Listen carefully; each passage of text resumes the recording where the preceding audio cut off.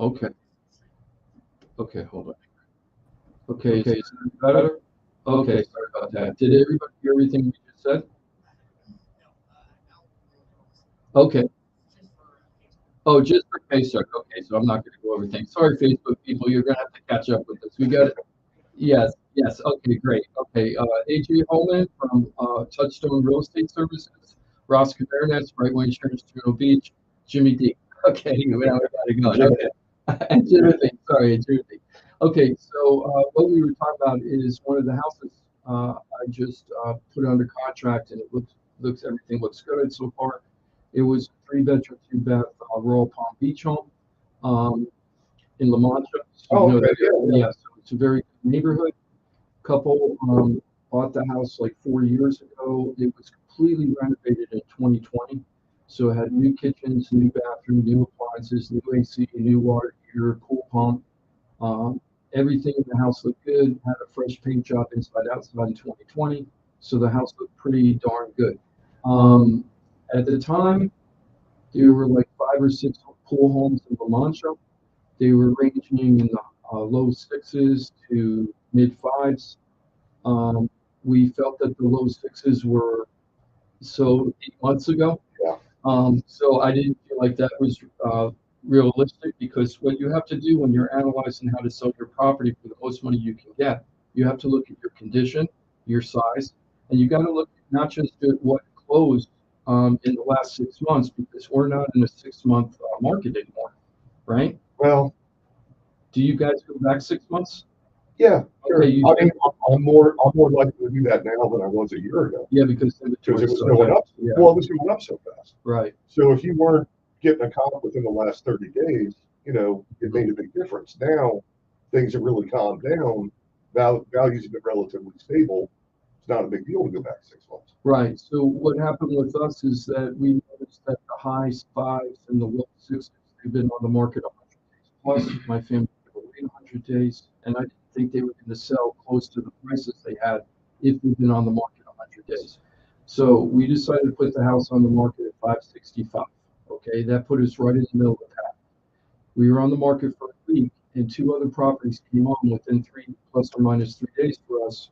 Same type of house, almost the same price, and both of those houses went first. Oh, So my owners were everything okay, Jim? You're still muted. Just on streaming. Okay. Okay. Can you hear me? Okay. Just on streaming. Okay. Okay. We're Good. good over here. Okay. So good. So what happened was we put it on the market at 565. 2 other houses went before us. So my sellers were concerned. It was only 8 days. That's normally a 50-60 market, day market neighborhood right now, right? On average, right? So what happened was after those 2 went under the contract, they were thinking maybe we should drop our price in order to get our house sold. But when I did the comps, we only had one other pool home that was cheaper than ours. It was 500 square feet less. It was kind of fixed up, but not as fixed up as ours. So I said, well, if we drop the price to 565, the next lowest house is 525. So if we go from 565 to, let's say, 550, you're really just undercutting yourself at this point. right. So what I did was I went back and called all the pending properties that were for, and I asked all the agents what they were going under contract for. And I found out that they were in contract between 575 and 561. Okay. The 4 So properties. you're right in there. So I'm right in there. So they said, let's hold tight. 2 days later, we had a buyer love the house, turned in full asking price, went through the inspection. We're okay in the inspection, although we're going to talk about that later, Ross, because this is the house I wanted to talk about with an older patched roof. Okay, we're going to talk about that. And we're just waiting for the appraisal now. I'm not too worried about it. And because we're right in the middle of that. Yeah, The homes, they're all going to close like within 3 weeks of when we're going to be closing. Mm-hmm. So we're all in good shape, it looks like. So, and that took us a total, I think, of 16 days to get that one done. So 16 days is still a lot to some sellers right now. Yeah, but that's just not even reasonable to expect. You've gotta have some amount of market exposure time. It's not last year, and I see a lot of people freaking out about, oh, the homes. I see, a few weeks on market. Take it easy. It should be 60 to 90 days right now, really. Yeah, If you look at the inventory, right. if you look at the sales volume and you look at how much stuff's on it depends on the neighborhood, of course. And you really got to keep up on, like you did, what's coming on market, what's my competition doing right now. But for the most part, you should expect a little bit longer of a, marketing time, or you're going to have to be a little under market. The most recent stats that came out, and we're going to talk about that a little bit later in detail, AJ, but the most recent stats came out showed that the average days on market right now for single family homes is 47 days on market. What was it last year? Well, 15 minutes. Yeah. 0 days. I've had many 0 days on market last year. So, even 6 months ago, I think it was like 10 days on market. Wow. So we're really seeing that. And the inventory's tripled almost, I think. I think we're up to 4 months of inventory. We were at 1 month a year ago. That's still below normal, right? 6 months is average. Okay. Yeah, so we're still under. Well, you have a different opinion on that? Yeah. Sure. I mean, up to 90 days, it's got the way appraisers usually look at it is up to 3 months or 4 to 6 months. Depending on the market, those are all kind of normal times. It's when you get over that it starts to be an issue. By my math right now, we have about 27% active versus sold inventory on average, which is about 3 months. So even though I agree that the stats are showing the closed sales are at that 30 to 40 days, maybe right around there. But if you look at how many actives there are on the market versus sales volume, it should be 90, which tells me they're going to keep going up. Yeah, I agree with you. I feel like we're going through with the interest rates, we're going through a choppy economy, right? We're going through choppy waters. It's going up, it's going down. People are very sensitive to the interest rates. With the inventory, I see the same thing you do, AJ. Is that some properties are going super, super fast right now. I just talked to one of our people in our office that had 10 offers in 3 days on one house, right? Now, it was a 3-bedroom, 2-bath villa, no age requirement, so it wasn't 55 and over. It was a decent sized home. It was in good shape, and they were asking $330,000 for it. Yeah. So a 3-bedroom, 2-bath pool villa with a super low HOA, right? And this is in the Green Acres area. They got 10 offers in 3 days, right? So well, and that's all about affordability right there. Right. You're in that sweet spot Yeah. between the insurance and taxes and the interest rate. It's a hard market out there from that perspective. It really is. It really is. And there's a lot of different expectations of people today.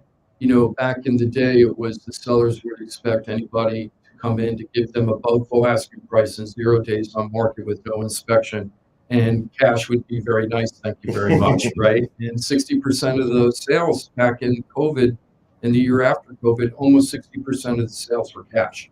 So that was a crazy time. Now it's about 30% cash. Yeah, even if they don't end up paying for cash at the end, as long as they sign a contract for cash terms, yeah. Which a lot of people were doing, and they said, "Look, we'll list the deposit. We're sure our loan's going to go through." Absolutely, absolutely. So, if you have any questions about the real estate market today, or you have questions about selling a home or the home buying process, give us a call live on air. We'll give you some free advice.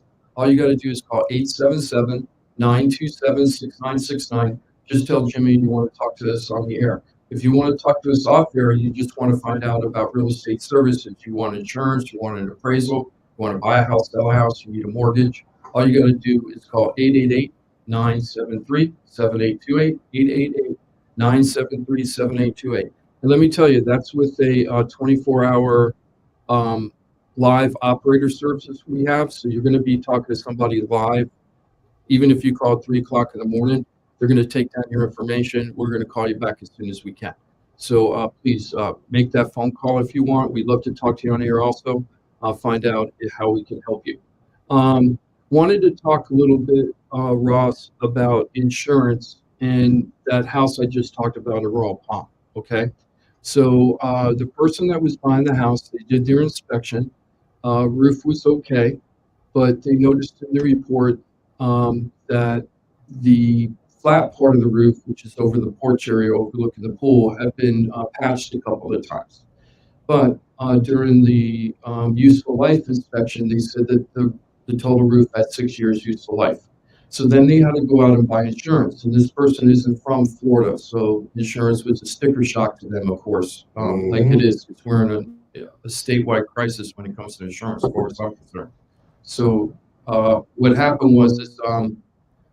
We have a call, Jim? Sure. Yeah. Whenever you're Okay, ready, you can so- wrap up your thought, and then we'll get to the caller. Yes, so we're going to go back to insurance question with Ross, but let's take the call first. All right. We have Anthony on the line. He has a refi question for you, Jim. Anthony, welcome to Florida Talk Real Estate. Hey, good morning, guys. Hey, Anthony. Good morning. Thanks for calling today. How can we help you?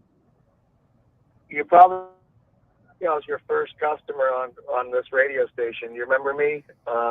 Probably. I not, think but- I do. Does your last? I can't believe this. Does your last name start with a C? Yes, it does. Holy moly! I can't believe. Where were you like 3 weeks ago for the Yeah, we had 11-year an 11-year anniversary? anniversary. Anthony.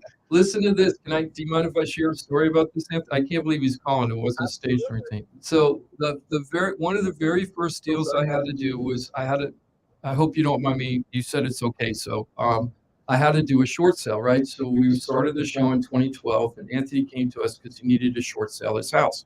But he was in a very difficult situation because there was a court order because he was going through a marital issue. So there's a court order to sell the house, but the ex-spouse wasn't really being very cooperative, right? So I went over there. Anthony hired me. I didn't understand at that point that I read the divorce decree, so I just assumed everybody was on the same page, and I didn't call the ex-spouse before I put the sign out in the yard. Oh, Remember that, Anthony? Oh yeah, that bitch. Yeah. And then no. No way. That's our first drop, I think, in a long time. So what happened was I was at a brand new brokerage. I was at Remax at the time, right? I was a pretty new brokerage, and I was brand new there, and they didn't know me very well. And the next thing I know, I get a call from the Remax office that, hey, the Boynton Beach Police Department are here. Now they're in Boca. The office is in Boca. So the police drove all the way from Boynton to Boca to go track me down, and they're hunting for me. And they're like, we're trying to track down this guy, Jim Paola. And I'm like, holy moly, what's going on with this? wow. Right. And I thought I was going to get in big trouble. We didn't. We got the deal done for Anthony. So thank you very much for trusting us on that deal. We had him walk away debt free, if I'm not mistaken, on that deal. So you didn't owe anything, correct, Anthony? I did the cooperative short sale because it was court ordered, so it dinged my credit maybe like 40 points. I went from like 8 and change to like 760, which is cool. But I wanted to keep the house, but when you mentioned the police were involved, I offered her $40,000 just to walk away. Mm-hmm. She wouldn't. So I got remarried, and I had another child, and I was living in the home that I was living in with my ex-wife, and my new wife obviously was like, you know what, I don't really like this. And I'm like, I don't blame you. I wanted to keep the home. I was going to refinance it, and I had a better interest rate. My mortgage would have went down, I think, like $600-700, and she would not sign off on the refinance. She was only on the deed, and she wasn't on the mortgage. But I wish I would have kept that house, but she bought me. That was like the ending of. That's the only thing I had tied left to her. So I just wanted to. I heard your voice. I got in my truck to go to work this morning. I heard your voice. I was like, wow, that's a flashback. Yeah, that's 2012. That was 11 years ago that happened. Could you Crazy. imagine? That's crazy. Yeah. I didn't get the short story was I didn't get arrested. The ex-wife threatened to sue me a million times. She backed off, and because she knew that I was doing what the judge was telling us to do. And Anthony, you were able to break the ties finally, even though that was a very nice house and I understood why you would want to keep it. It's probably better off if you let it go. Yeah, I ended up getting both of my kids back. They both came to live with me. So she got, she moved away with them, and then they came to live with me. I bought a house out in Loxahatchee. I bought a 5.3 out there for $349. Nice. I rented for I think 4 years. Then I bought, and I remodeled the whole house. you know, it's like $1 million house now. But that just hearing your voice, I was like, yeah, I remember being helped very well. Thank you so much. Oh, thank you, Anthony. Now, you had a question about refi? No, I just wanted to get on there. Oh, okay. No, cool. Well, Anthony, thank you so much. Is your number still the same? I'd like to keep in touch. Is that okay? I gave Timothy my number. It's my new number. I will. I appreciate that, Anthony. You have an awesome day. You just made my day. Thank you so much. You guys. Okay. Well, Just that was cool. yeah, it was really cool. You know, one of the things I love about this show is helping people, and you know, the impact that we have on people's lives for years and years after they meet us is very, very powerful. And over the 11 years, remember when everybody called the show on the 11th year anniversary, and the year before, we had so many people calling. It's really amazing. So anybody that you know, if you need help, if you need questions about insurance or how to understand what your house is really worth, or you're thinking about buying and selling or investing, you got to think about the Florida Talk Real Estate Team, which is the one-stop real estate shop. We created this to help people. We don't always end up doing deals with the people we work with. We don't always do that. Ross, how many times have you told people, I can do what you can get with the other insurance company, but I can't beat it. So it depends on which one you want to go to or not. Yeah. I mean, I can give you something cheaper, but it's not the same coverage you have now. So if you do this, and this to your current policy, then you can save this, you know, the same money. We had just met with somebody, Ian, just earlier this week, and we spent 2.5 hours with them at their house, and we were trying to figure out, he really wants to do something. He's just itchy to do something in real estate. But listen to his situation. He has a 4-bedroom, 3-bath, 2003 home, right? It was fully upgraded in 2017, so it's effectively a 5-year-old home, except for the roof, right, which is 2003. And his mortgage payment, because of what he paid for it, his mortgage payment with his HOA fee is $1,300. Okay, $1,310 exactly, $1,310. So he was like, should I sell this home and then buy a new home? Should I rent this one out? Should I take the equity from this home and then go buy, you know, take out some of the equity, use this down payment for rental property? So we crunched all the numbers, and if he were to rent that property out, he'd probably be making $2,000 to $2,500 a month after all costs, right? Wow. So it's a pretty big deal. So normally I tell people, don't turn your house into a rental property. Go sell the house, make the profit, find a rental property that's going to turn a profit out. Don't try to turn something in that you didn't buy for that purpose. But when you're making $2,000 plus a month on the rent, and that's net, you know, it's hard to say that, right? So you got to look at every case individually. That's So I said, well, you could rent this out and make good money, but the one couple of things you have to remember, the house is never going to look like this again, right? Because the way that you take care of the house, the renters are going to take care of it are going to be different. So if you do rent it out for a few years, you're going to be making good money, but then when it comes time to sell it, you're probably going to have to be doing upgrades, right? And you're going to have to upgrade the house in some way in order to get the max that you can get today. So then we crunched the numbers and figured out what you can net on the sale of his house, and we figured that out. But based on the super low interest rate he has right now, if he were to buy the new home, he would, even if he took every dime of equity that he made on that house and he put it into the new home, he could only buy a house that was $100,000 less than the house he has now, what the purchase price would be, in order to have the same exact mortgage payment. And that was the thing for Ian. He doesn't want to lose his mortgage payment of $1,300 a month. And I don't blame him. I mean, that's even for renters, people would like to have $1,300 a month, a lot of places right now. Yeah. So we spent 2.5 hours, went over the whole thing, and felt like at that point, he should just stick with what he's got at this point. And that was the right answer for him. And he was satisfied with that answer. We didn't do anything. We didn't get a mortgage out of it. There was no sale or purchase or anything like that. But at least the family knew exactly where they stood and they can make decisions for themselves. And that's what we're about. So if you need that kind of stuff, you got to give us a call. You know, I think that people think that, you know, you said, you know, I'm going to hire this guy from the radio show. You know, I think a lot of people think that we're here to sell something.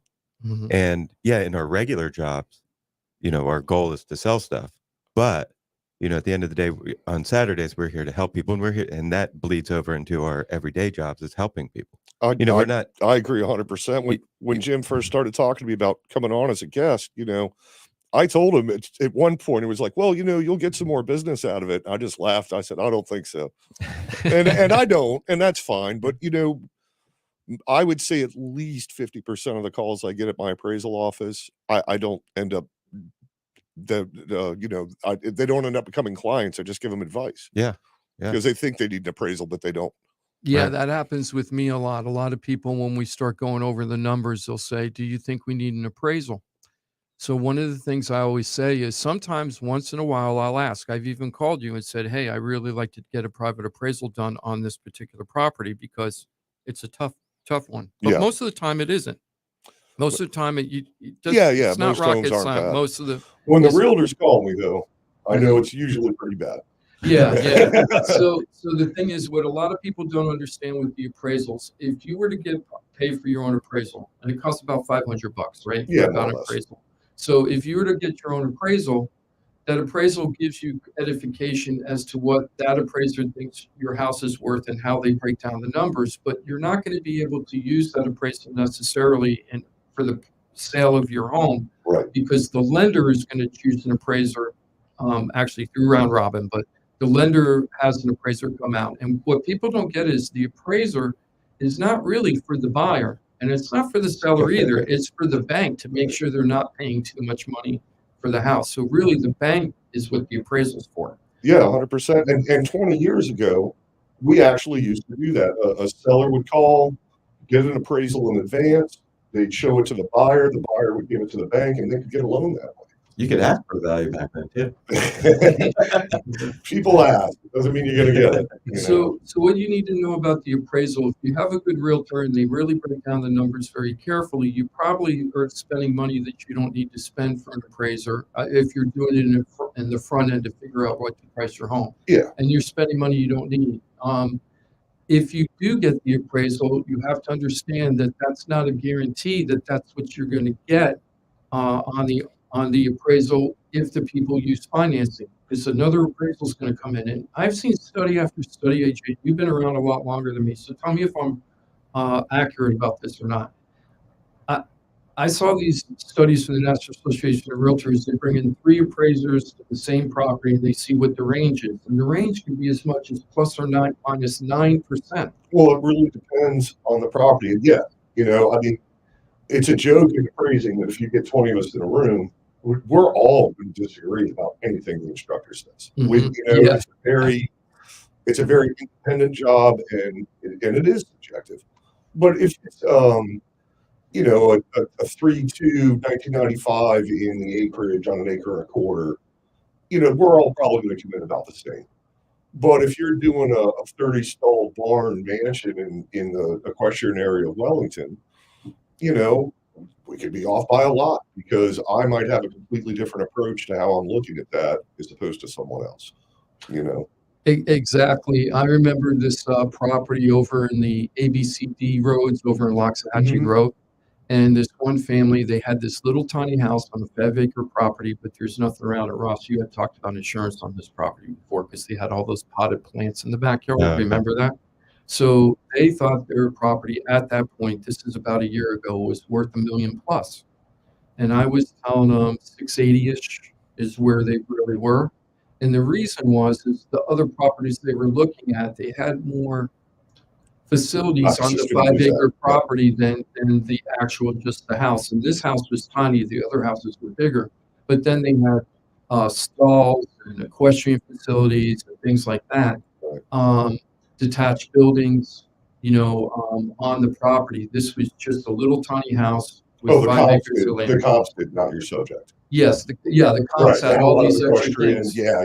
So that was raising the value of those houses, but ours was a 1,200 square foot house on a 5-acre property. So that isn't going to be the same as when you can, a lot of these places were commercial enterprises where they were renting out the stalls. I actually worked on some property out there during the same time period, and there is starting to be people that are just building like strictly mansions there now, which there wasn't historically.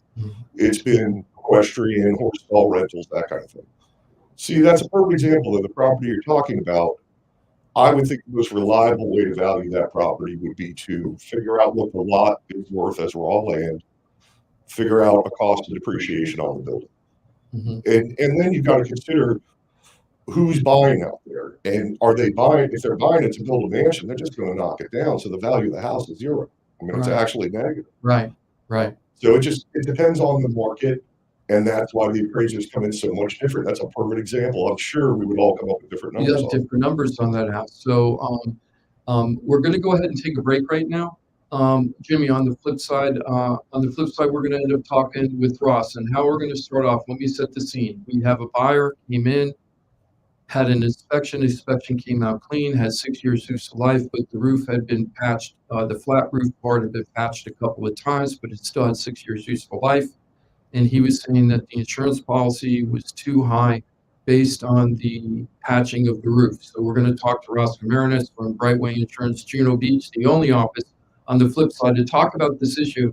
And I bet you there's a lot of learning moments for people. So we're going to come back in 4 minutes. All right. Okay. We're everywhere you need to be. Find your favorite show at realradio921.com. Yeah, if I can find a way to shut up for a few minutes, I actually would love to contest on the station. Visit realradio921.com/rules. I like insurance. It's so awful. From the Gordon and Partners Weather Center. If you or a loved one been injured through no fault of your own, call 1-333-3333 or go to fortheinjured.com. And we just paid like $3 million for new roofs.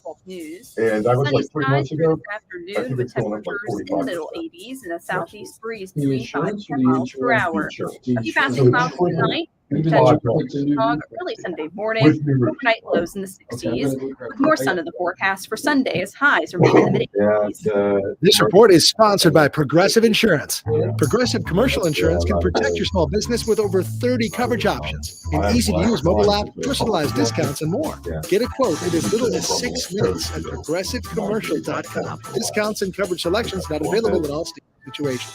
Hey, it's your boy Johnny C here, host of Florida Talk Real Estate. When it comes to helping people buy and sell houses, but Florida Talk Real Estate is so much more than that. For 5 years, I've watched these guys help thousands of our listeners with any real estate need. They couldn't do it without their sponsors, who are experts in their fields. Check it out. Jim DePola, powered by Keller Williams Realty. Their team specializes in helping people sell their house for top dollar, and buyers get great deals on the purchase of their home. That's what they did for me and my family, and I couldn't be happier that I hired them for my real estate transaction. Mike Rauch from the mortgage firm is one of our favorite guests on the show, and he is the mortgage guy. Whether you're looking for a refi or a mortgage to purchase a new home, Mike Rauch will get you the answers you need. The mortgage firm is licensed to do loans in Florida, Alabama, Tennessee, and Georgia, and they have local offices that cover all of South Florida. So if you're thinking about a refi or a new mortgage, go to the mortgage guy, Mike Rauch, and find out what he can do for you. The Mortgage Firm, Inc., NMLS 209233, Florida license MLD 78, equal housing lender. The law office of Paul A. Krasker has been specializing in real estate law for nearly 25 years and has the professional team you need. Upside down with your house, Paul's team can help you conduct short sales, loan modifications, even if you're behind on payments. They also help you with foreclosure defense and bankruptcy. They can even help you get a student loan modification and repair your credit to get the score you need. Paul's full-service team has helped thousands of our listeners, and they can help you too. Trident Title LLC is the largest privately owned title company in Florida. When you need a title company to complete a refi, home purchase, or sale, Trident Title has got you covered. Not only do they offer competitive pricing, Trident Title has attorneys on staff to make sure if you have bumps in the road declaring title that you can get the job done. Beware, not all title companies in Florida have attorneys on staff. Trident Title does and complies with all the new federal regulations released last year. Ross Komarinetz, owner of Brightway Insurance, has been helping our listeners get great rates on homeowners insurance plans. Haven't checked your homeowners insurance policy in a while? Great way to help reduce your monthly mortgage payments. Ross can also help with renters and auto insurance. Ross is only a phone call away and can usually get the answers you need the same day. Call Ross today at 425-6228 or drop by his office at 873 Donald Ross Road in Juno Beach. So now you know why I'm happy to be part of the Florida Talk Real Estate Show, the longest running real estate show in Florida. And all these sponsors are just a phone call or a click away. Just call 888-973-7828. That's 888-973-7828. Or go to FloridaTalkRealEstate.com. That's FloridaTalkRealEstate.com. And don't forget to use the most accurate search engine to find your new home or ask for a free home valuation because FloridaTalkRealEstate.com has you covered. That's FloridaTalkRealEstate.com. This is Real Radio 92.1 and 101.7. Real talk for the Palm Beaches and the Treasure Coast.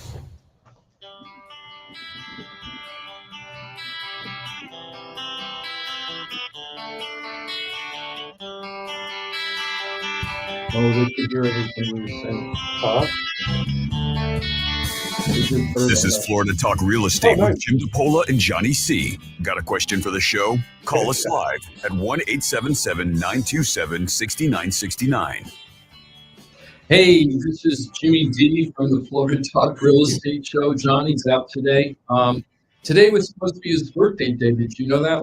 His birthday was a couple days ago. I brought a birthday card and some other stuff. I have party favors for Johnny today. I thought we were going to do it. So, hopefully, yeah. So, Johnny, we're a couple days late, but God bless you, brother, and can't wait till you're back in the studio with us. I hope you're having a good day. Happy birthday! And we've got Ross Komarinetz from Brightway Insurance, Juno Beach, the only Brightway insurance office you got to think of. Juno Beach, Juno Beach, Juno Beach.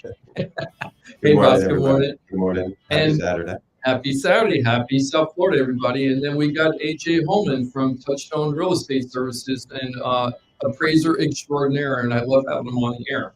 How are you doing? Good morning. And everybody on Facebook and YouTube heard us talking off air. I hope you didn't say anything too bad. And we're going to start off with insurance, Ross. I mean, insurance seems like to be the bane of everybody's existence right now. AJ, would you just mind sharing the story of what happened in your community? You just put on a $3 million roof. Or what happened? Well, we just redid our roofs last year, and as a reward, we decided to get the insurance company out there to take a look, and they did, and then they increased us about 100% on the community insurance. And then we just found out we're probably looking at another 45% on top of that now. So that's in 4 months, we've almost tripled. Oh my gosh. It's like, and Ross, you were mentioning to me that even commercial insurance is getting expensive now, right? Yeah, it's getting expensive, and they're very, I would say, particular about making sure that the coverage is right too, because that's been a lot of the increases is, you know, on the building coverage has gone up to make sure it's actually a replacement cost. Mm-hmm. So, you know, it's just going up across the board. Yeah, yeah. And so we've been, anytime we have Ross in there, we're always talking about insurance to give you tips to get yourself through this process. And this stuff is really important, not just if you're a seller, not if you're a buyer, but also if you're just a homeowner like AJ, right? Because things are affecting you all the time. So these tips we're giving you are great tips for everybody. It isn't just if you're buying or selling. This is for anybody. I always listen up when Ross talks. Yeah, when Ross is talking about this stuff, you got to know what's going on in the market. So you're the one. Yeah. Okay, so let's talk about the situation I just went through, right? So person does inspection on house inspection comes out good. The roof got a 6-year useful life, okay? And then he went to go look for insurance, and he got into sticker shock, the buyer, and sticker shock. Did I say shop? I think I said shop. So sticker shock. And I think one policy was $4,200, the other policy was like $5,200. And he was concerned, the buyer was concerned that the age of the roof was causing the prices to be high.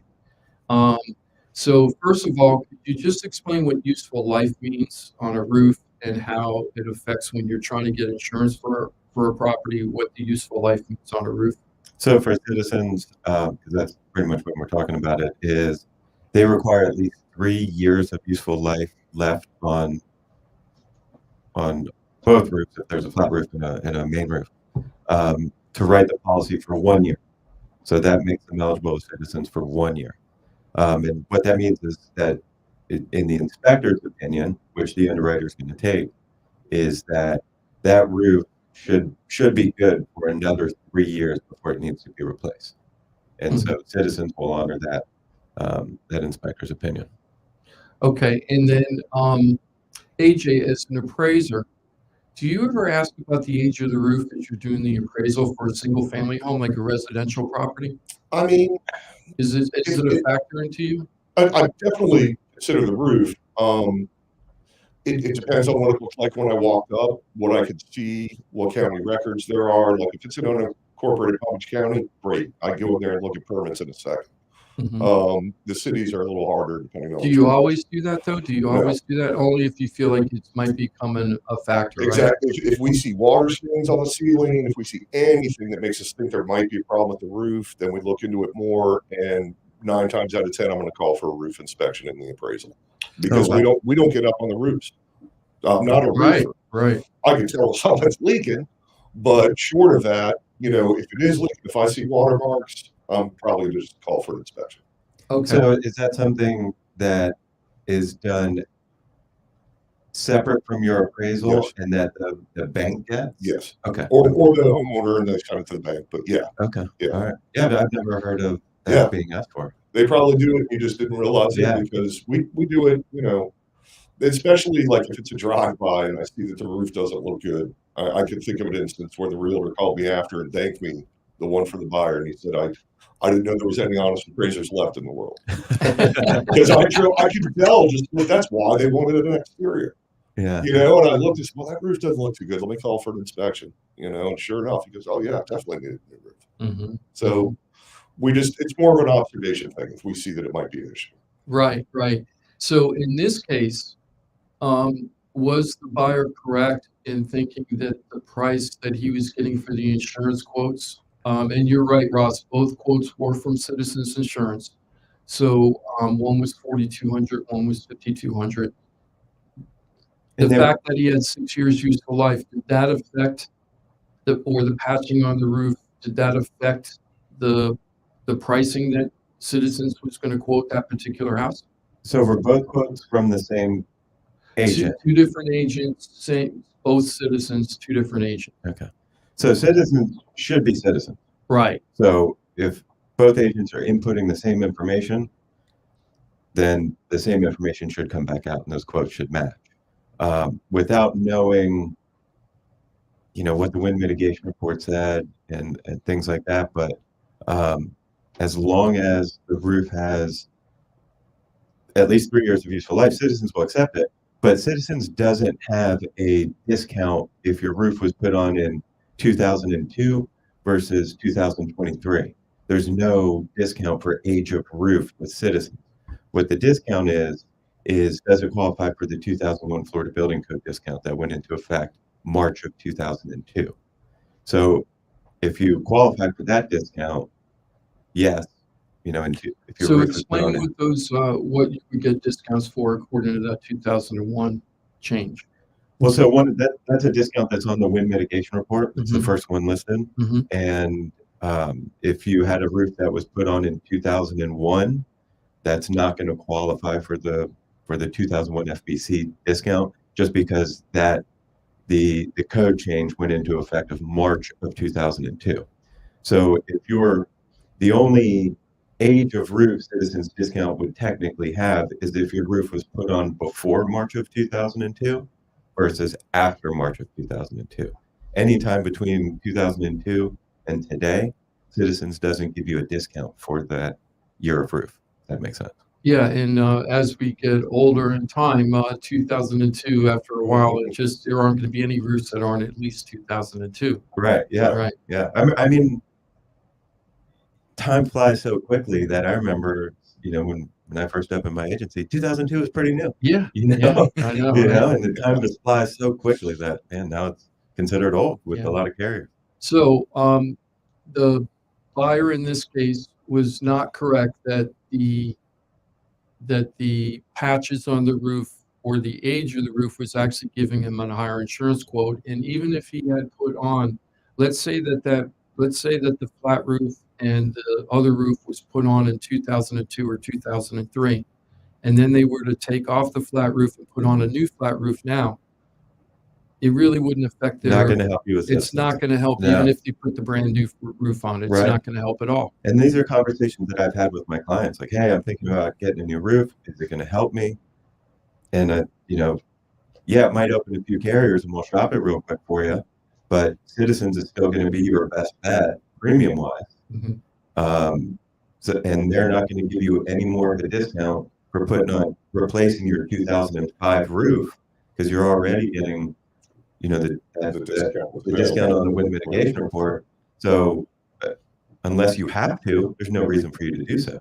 So the only time really that putting on the new roof is a benefit is if your useful life is 3 years or less than 3 years, where nobody, not even Citizens, will insure you unless you put the new roof on. Right.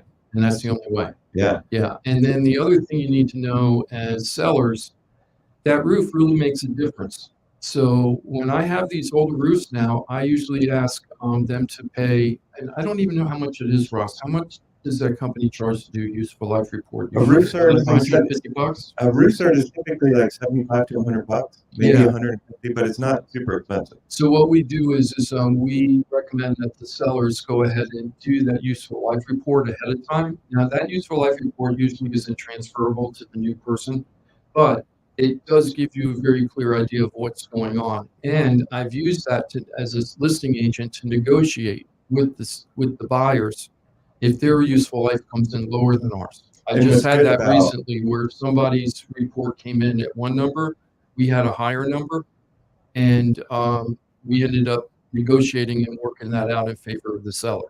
Right, because you want to make sure that the inspector that's doing that inspection is using his opinion. I was just going to say it's very subjective, I'm sure. Because a lot of with, you know, the inspectors here, 20 years tile roof. Now, that's what the insurance companies say. So that's all we're going to give a tile roof. It's like, wait a second. But 5 years ago, you were fine with giving a tile roof 50 years, but all of a sudden your opinion has changed. Right. You know, and so it's good to have an inspector that's going to use their opinion and give you an accurate useful life, rather than somebody that's just now going off of the new insurance guidelines, which we don't need you at that point if that's all we're using as guidelines. Right. What's the point of having you go out there if you're just, you know, using a slide ruler off of some basic... The insurance company already says this 20 years, and you're only going to give it 20 years, then I don't need you. You know, I need you because it should be more. Right. And based on your professional opinion, it should be more. You know, so it's good to have somebody that's actually going to use their opinion when calculating that. If you have any questions about insurance at all, I know there's a ton of people out there that are really jammed up with insurance. You got to give us a call right now, live on the air, 877-927-6969. Jim, he'll get you set up. We'll come right on live on the air, and give us a call. If you want to talk to us off air and just want a quote from Ross, it's so easy. All you got to do is go to floridatalkrealestate.com. You can either email us or call us. On the email, just give us the address, your email, your phone number. We get over to Ross. Ross will give you two quotes, the premier quote and the budget quote. And then if he has any questions, he'll give you a call. But usually he doesn't have a lot of questions, and he'll just send you over the quote automatically. And that's the only email you'll get from me. You don't get put on a list of spam newsletters. That's the only email you'll get from me. And if you respond, I'll respond. But that's it. That's awesome. So please give us a call, 877-927-6969 live, or you could call us off air, 888-973-7828, or floridatalkrealestate.com. So with insurance, it's been such a big deal with insurance policies, and you really have to consider that as part of your budget when you're working with buyers right now. So a lot of times what we do is if we find out that the roof is older, or if the house has a completely flat roof, I was looking at a couple of those recently, and we start talking to Ross before we even put the offer in to figure out how this is going to look, and we'll actually do that. I was looking at a couple of houses for my buyers recently where it was complete flat roof on the property, and it was a 1931 house, but the electrical was upgraded. The house on the interior looked upgraded, from what I can see. Buying a 1931 house, is there any issues that we would have to worry about, like with Citizens? Because I'm assuming Citizens is the only place to go with a 1931 house. No, I mean, as long as, on that 4-point inspection, as long as all the systems are in good working order, like you said, the electrical seemed to be upgraded. I'm sure it's got a pretty fresh hot water heater. If they, did some bathrooms and things, I'm sure, all the underneath plumbing is all new. As long as the flat roof is newer and has useful life, it shouldn't be a problem. Okay, cool. One thing though, you mentioned upgrades. If you've got an older home right now, but you've completely rewired it, you've completely replumbed it, you've put all new windows in, brand new AC, new hot water heater, new roof, and you're sitting there saying, man, I've got this brand new house, but I'm paying 1975 insurance prices. Call me, because I can probably help you in that regards, because we have a couple carriers that will give you a different year built based on the oldest year of your upgrade. So What happens if the upgrades are more like just cosmetic, like kitchens and bathrooms, but not the structural part underneath? Let's say that you got cast iron pipes because you got a 1950 house, right? And cast iron pipes for your sewage or something like that. The drain pipe? Yeah, like the drain that's pipes and okay. stuff. When we're talking about being replumbed, it's all the pipes that are coming out of that. So all the stuff in the walls, all your supply lines, that type of piping being replumbed. The cast iron drain pipe is okay. Okay, and then when you say inside the walls, that would mean like you go from basically you rip it down to the studs, and then you're replacing everything in the walls. Right. Exactly. Well, and I can give you an example, and Ross, I know you're going to find this funny. I have had multiple clients brag to me that they have original cloth wiring. Brag. Like talking about brag how? Saying my house is historic. This is, fantastic. Look, I have cloth wiring. Look, I've got this nice asbestos ceiling. Yeah, I mean, some other things, yes, but not the cloth wiring. That's not impressive. Wow, that's so funny. Citizens will accept your cloth wiring as long as the overall electrical system is in good working order. Okay, that's good to know. That's really important. So if you have any kind of insurance questions, you got to give us a call. We're here for you. We're free to get the advice. You take a look at the quotes. If they work for you, you work with Ross. If you don't like them, you don't have to work with Ross. No big deal. Everybody's going to Citizens anyway. My biggest, one of the takeaways from this is really understand what's going on with roofs. There's a lot of sellers right now that are being taken advantage by buyers in a way, because the buyers are scaring the bejesus out of the sellers about how old the roof is. There's a lot of work that you can do to defend that, to try to save you money. And the buyers, you really have to know what's going on with the roof, because you can get burned later. So for example, let's say you have a 3-year useful life on the roof, but it's 3 years. That means the Citizens is going to give you the policy, right? They'll give you the policy for that year. This year. And then, right. And then next year, you don't really know what's going to happen. It doesn't automatically mean that the next year you're going to have to replace the roof, but the next year you're going to have to at least do a roof certification. And then that will tell you the useful years of life left. And if you still have 3 years, you got another reprieve, but the roof is coming. Yeah. At that point. So you got to be real careful with your buyer. If your agents don't understand what's going on with that, time to find a new agent.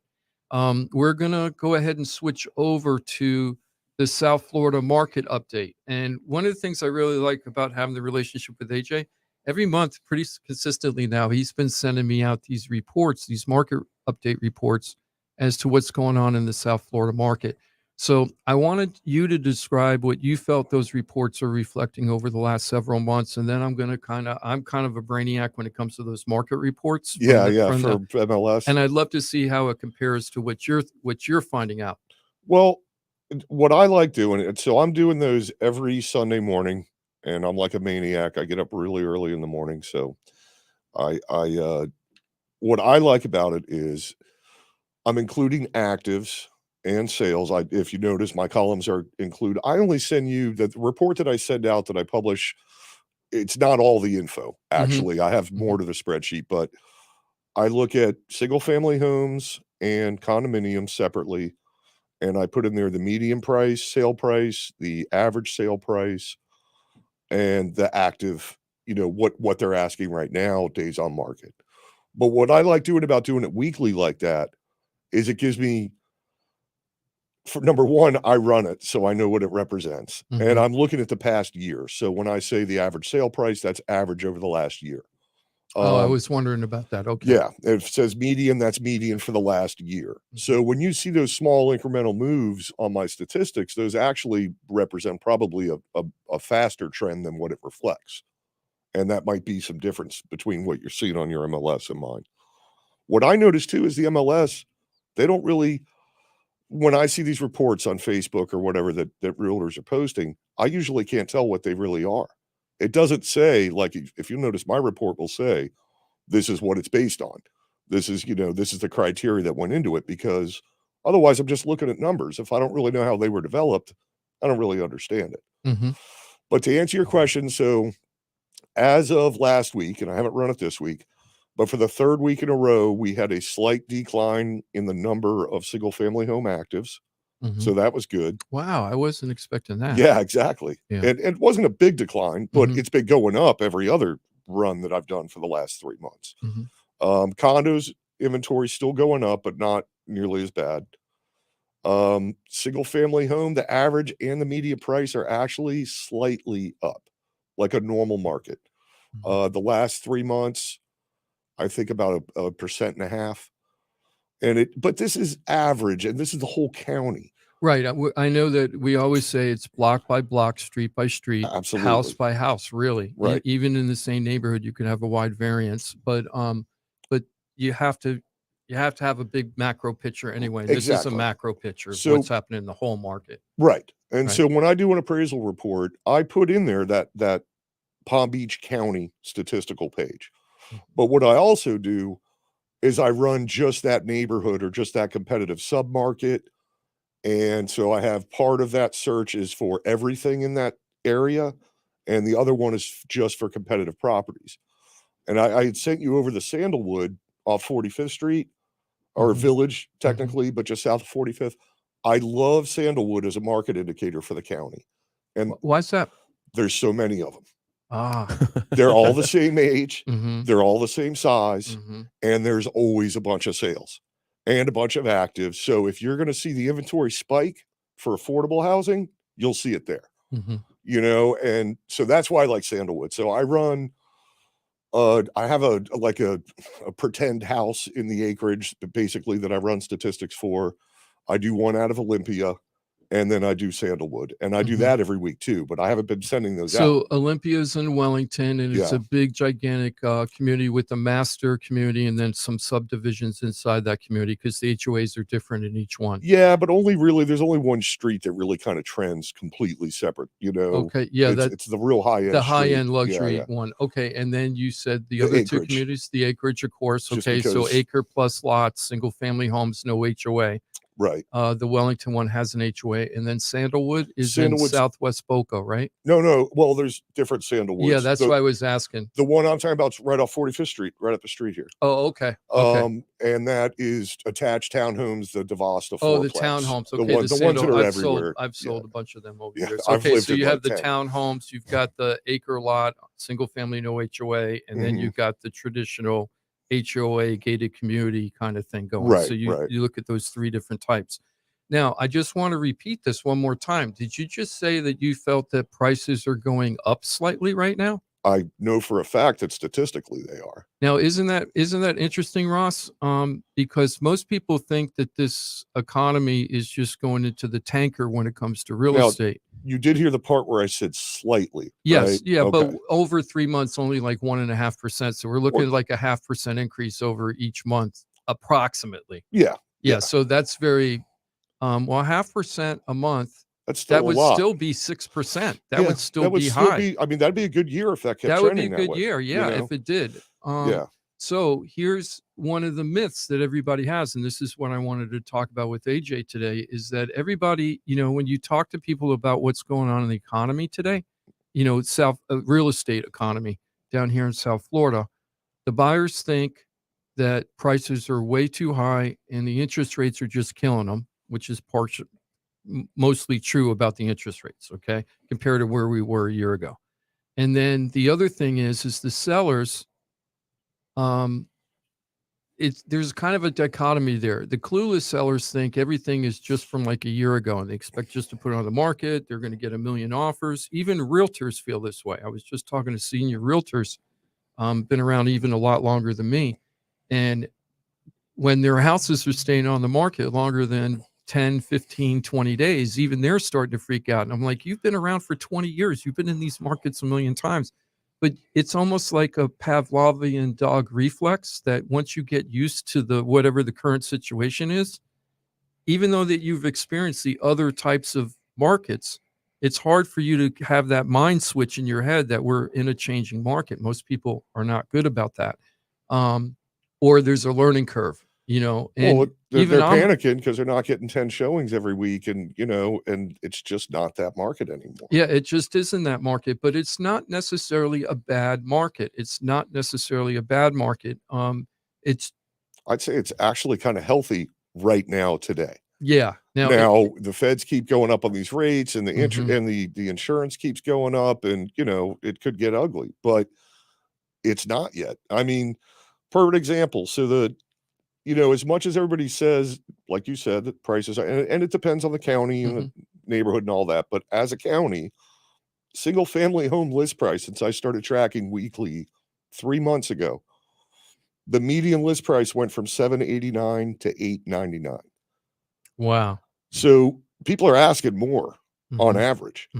So now the list to sale price ratio is going down a little. They're having to negotiate more, but their expectations of the sellers are still really high. Well, the last, according to the market update from January for single family homes, the list price to sold price is 93%. Now we were as high as 101% for a little while, right? A couple months, but now it's 93.1% or something like that is where it is. So a 7% drop. And I've been watching houses like this, AJ. I talked about this a couple weeks ago on the show. House on the market for 640. It was on the market over 100 days.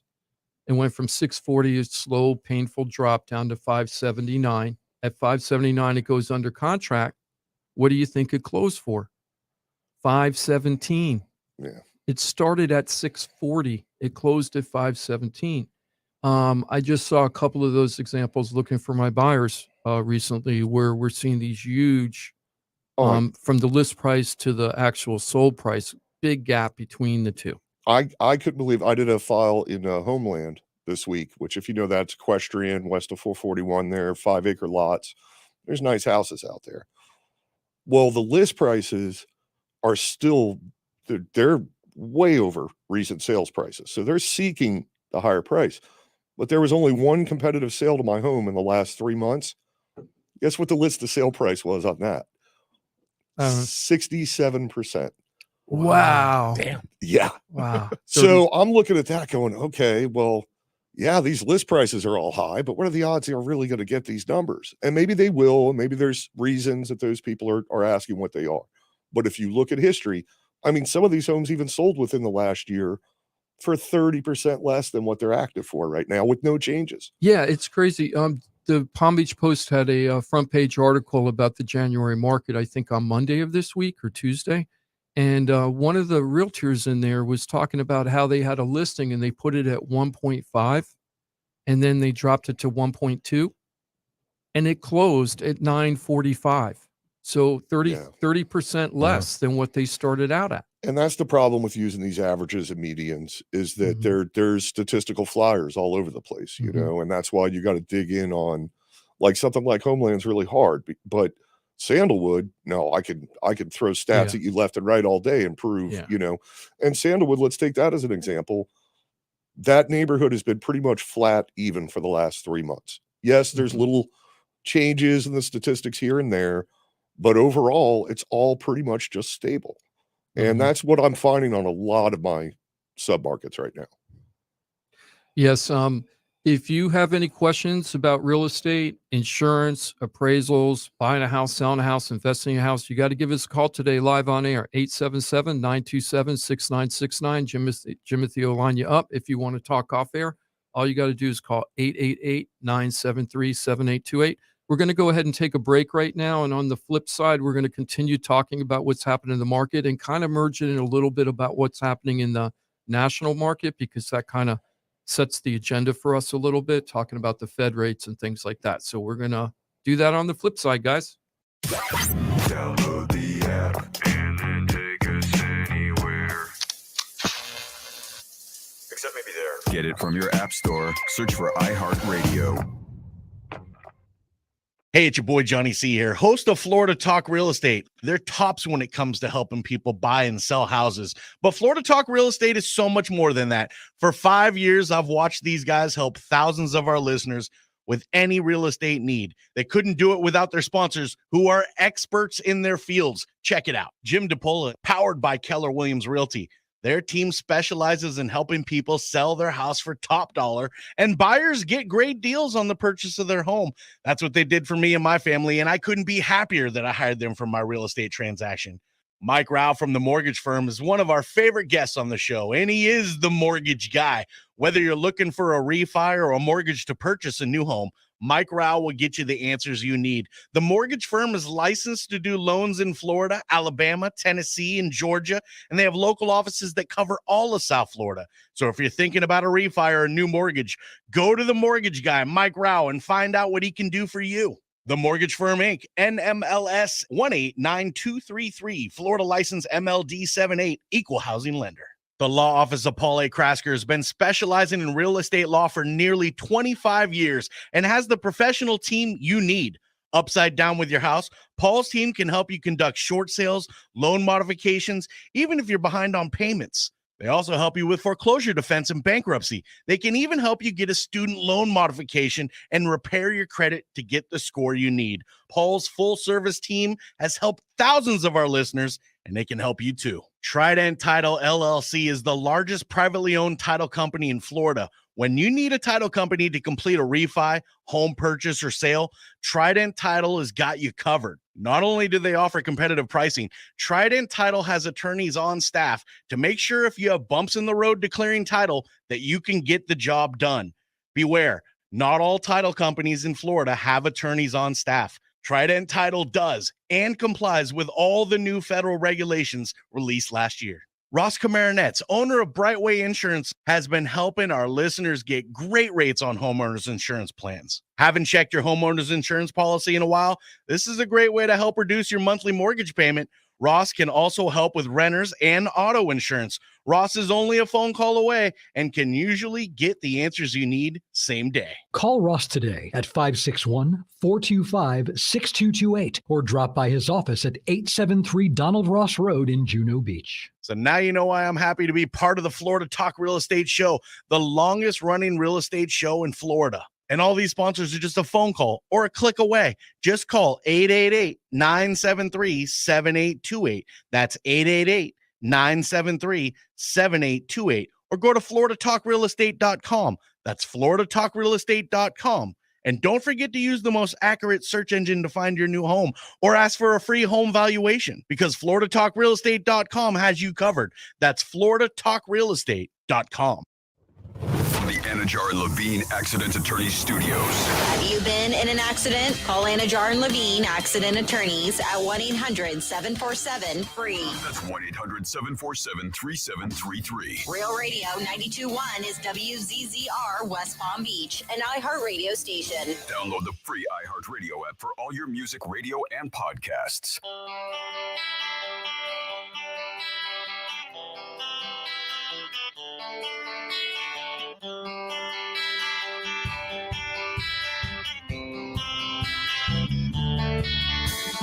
This is Florida Talk Real Estate with Jim DePola and Johnny C. Got a question for the show? Call us live at 1-877-927-6969.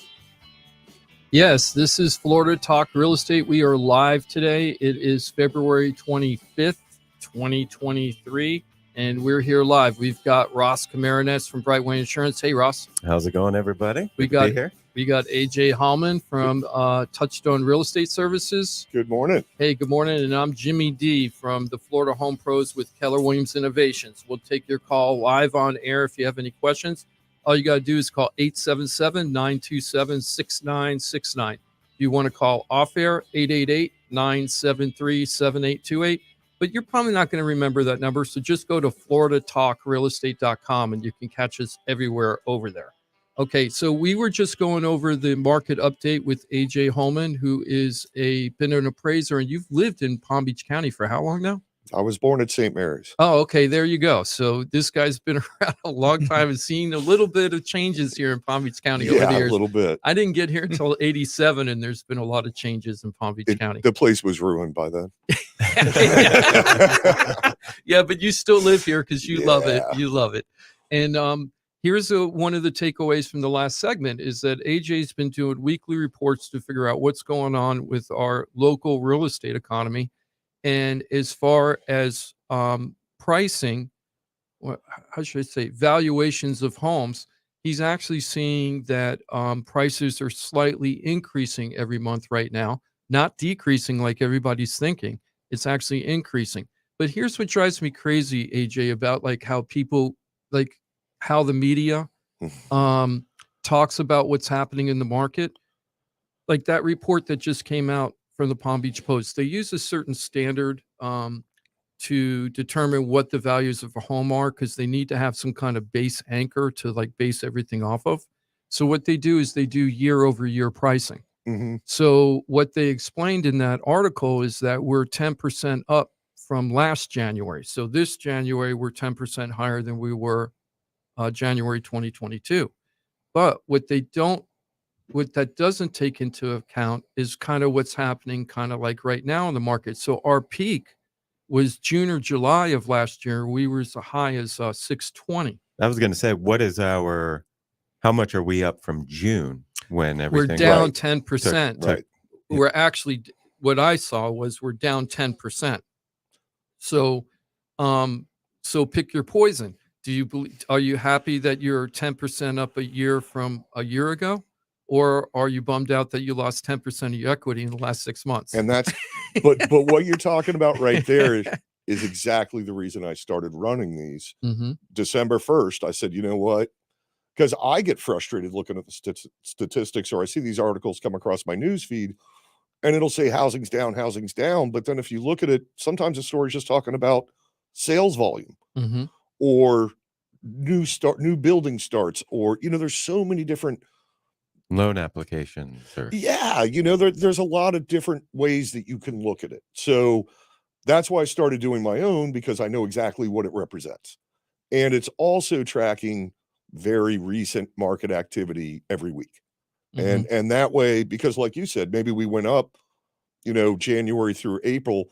I'll concede this. I'm sure we went up a lot more in January through April compared to, let's say, August through December. Mm-hmm. Sure. And so it all depends on how you're looking at it. And like you said, people that, the reason they keep going with these higher list prices is all they could think of is the peak. But look, if it was a year ago, you wouldn't be saying I need 20,000 more because I have this new kitchen. You would have been asking 50,000 less and been happy. Yeah. And so the thing that is like, if people read the papers all the time, we haven't had a negative month year over year valuation. And I don't remember how long. I mean, we used to have them when I started the show back in 2012, 2013. But when was the last time that we had a year over year drop for single family homes? I can't remember the last time I really did a negative time adjustment, which is what that would be. And I do them. And that's why I'm tracking this stuff so closely. And don't get me wrong, there are some markets that have gone down. There are for sure. Oh, without a doubt. I just did an analysis where the $1 million properties, like $1 million to 1 million. I mean, I'm sorry, 1 million. Really that's a very narrow market, right? 1 million to 3 million. 9.8 months of inventory on the market right now. Yeah, the inventory on market parts of my reports are just scary right now because So what do you think that's to me, I was surprised. You said that there's actually less listings coming on. I have a search running for 3-bedroom, 2-bath pool home in Palm Beach County under 600 with no other and no membership equity. But other than that, if it's 55 and over, HOA, non-HOA, it's included in this group, right? And 13 properties came on the market in 3 days, right? I just saw new listing everywhere. And I was like, wow. So to me, I was expecting, and I'm seeing that inventory rates, we were in Palm Beach County, we were like 1.1, and now we're up to almost 4, right, for the average single family home. This is coming from the market data coming directly from the MLS. There's like this report you could do that's pretty running real time. And that was up to 4.1 months. And to me, it seems like we're seeing a lot more inventory coming on the market based on that month of inventory. But last month was very surprising in January. The amount of sales that we had was under 1,000 in Palm Beach County for single family homes. That was very surprising to me. When we were strong, like at our strongest point during COVID, we were at like 1,800 a month sold. So we're down like almost like 50%. Now, year over year, we're down like 30%, like from January this year to January last year. So we're having way less sales. For sure. And so for my last 3 months tracking, like on single family homes, when I first started doing this, we were at 3,895, so 3,900 active on that Sunday morning when I boot up my computer. How many actives are there for single families in Palm Beach County? Now it's at 3,669. So it actually went down 200. So that's like 5%. Mm-hmm. Now condominiums that they started at 2,546, they're up to 3,168 now. Wow, that's a big difference. So there's definitely, and that's the other thing. I noticed MLS, a lot of those reports tend to bulk in townhomes and condos together. Mm-hmm. And so again, that's why I do my own. But the single family homes, they were going, the inventory was up. But yeah, the last 4 weeks consistently. Now we'll see when I run it tomorrow, with the interest rates have gone up and maybe it'll be a little higher. But the sales volume's definitely down too.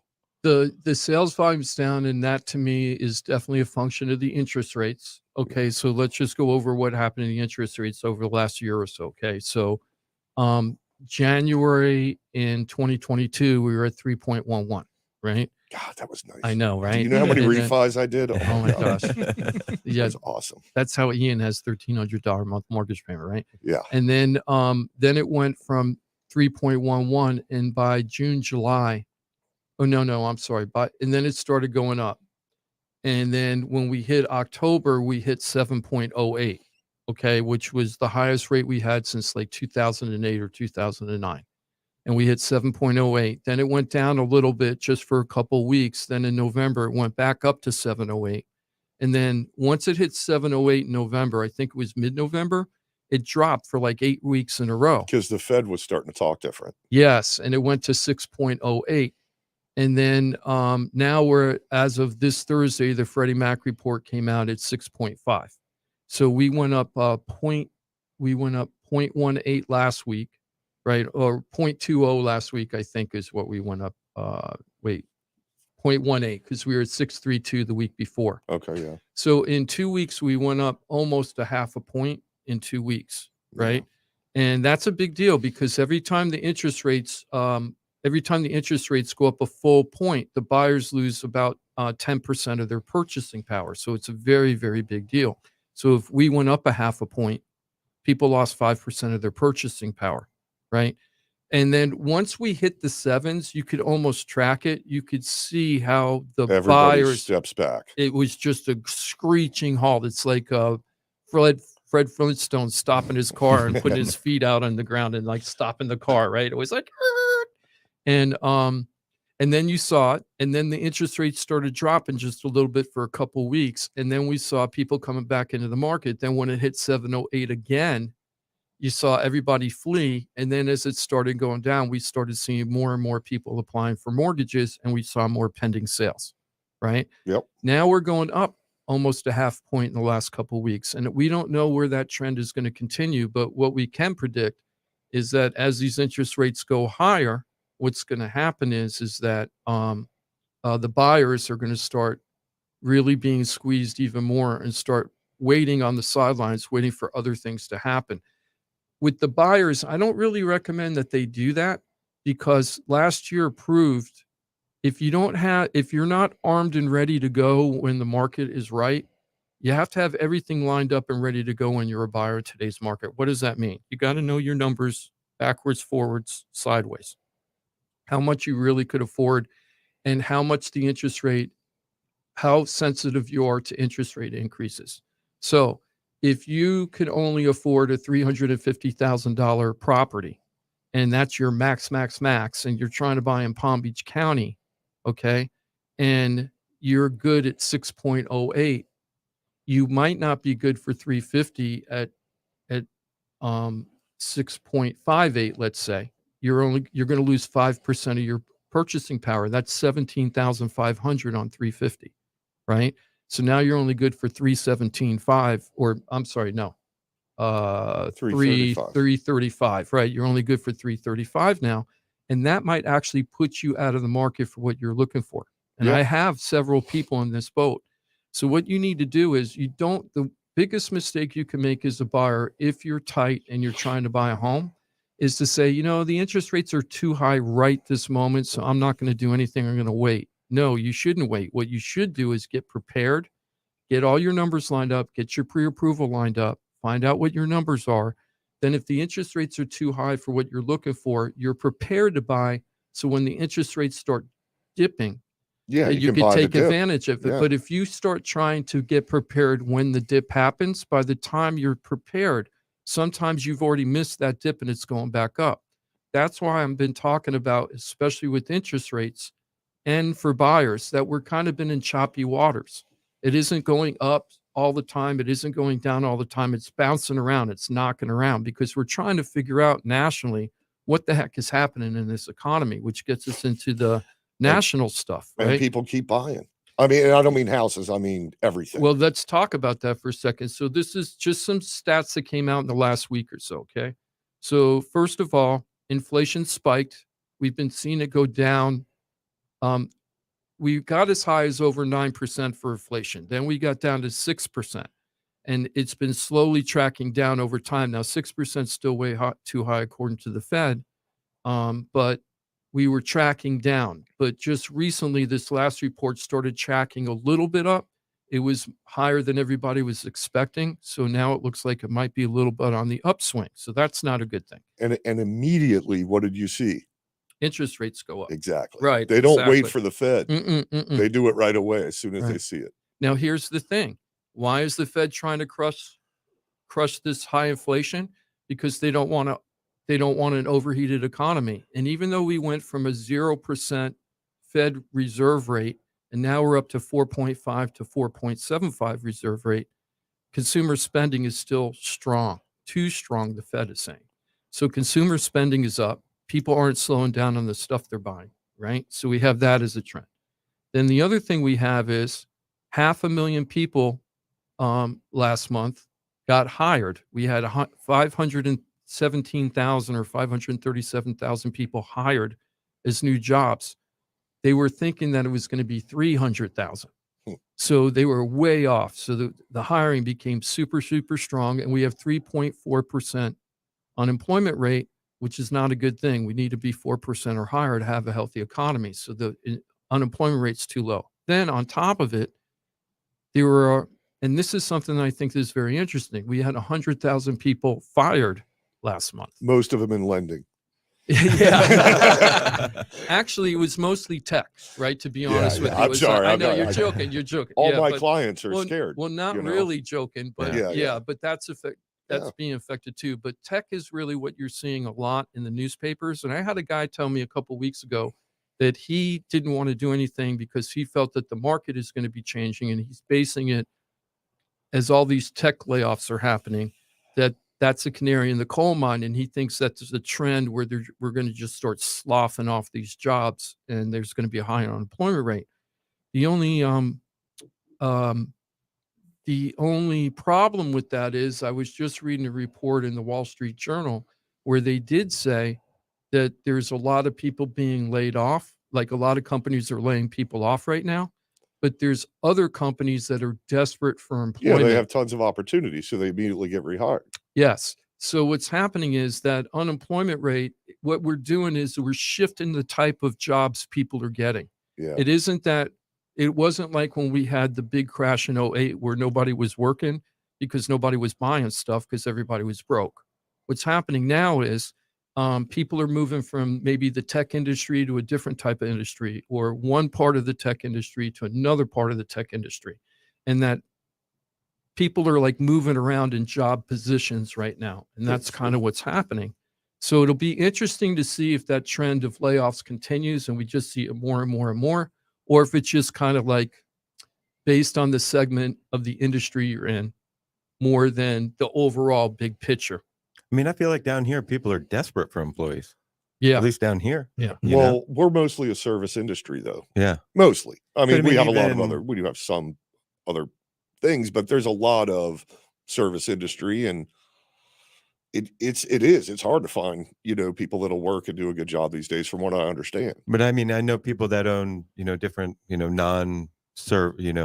restaurant or, businesses that are, looking for good people, and Yeah, that's true. I got Yeah. a buddy that's in pest control, and like you said, several different industries that's what I hear is it's really hard to find good workers. Yeah. It is. And did you see that article where somebody put out a sign in the front of their thing and No, said no more stupid no people. stupid people, Yeah. like hiring no stupid people apply or something, Yeah. and everybody's all bent out of Was a shape about it. pizza Pizzeria. place. Yeah.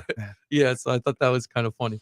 But so we're seeing all that, and then there was this thing that Johnny talked about last week, car defaults. There was an article, Oh, yeah. everybody's talking about, car defaults, that's the next harbinger of what's going to happen in the future. And so I really read deep on that. There was a very long CNBC article about it, so I read the whole thing to figure out what was going on, to see if this is really happening. And so during COVID, there were a lot of people that bought cars and they were getting a lot of $1,000 a month car payments. I don't know how that happened because the interest rates are still pretty low during COVID, but that's what happened.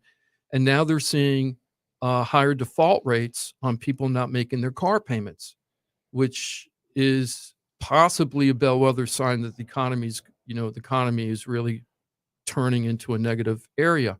However, when I started reading deeper about that, only 0.86% of the loans are behind right now. All right. They're 60 days late or longer, right? Only 0.86. Now, that's double from where it was a few months ago, where it was basically 0.4 something. So it doubled, right? But we're talking less than 1% of all the car payments out there are 60 days late right now. What I couldn't tell in that article was What's a historical norm? what's an historical norm. I don't know if it's supposed to be 3% or 5% or negative or 0.2%. It didn't say. But I can tell you this, with default payments on mortgages, right? Normal market is 1 to 3%. Okay. And we're under 1% right now for being late on your mortgage, right? So we're under even the norm. We're under the norm. I'm wondering if that's the same way with cars, and it just it did double, but it's still under what we would consider the norm, or if this is really a trend that's going to start spiking more and more and more. I have a hard time believing that because of the employment situation. If somebody wants a job, they can get a job, right? Might not be the exact job you want, but you can go out and get jobs right now. People need employees, right? So as long as people have paychecks to pay their bills, I'm figuring that we're not really going to have a big problem. The big problem we had in 2008, what people forget, is the housing. People stopped making their housing payments because they couldn't afford it, but a lot of them got laid off. There were a lot of layoffs in a lot of different industries during that time. The unemployment rate was much higher in 2008, 2009, 2010, right? And that is a real factor. So this market is very, very different. The New York Times called what's happening in the national economy, and they had one word to describe it: weirdness.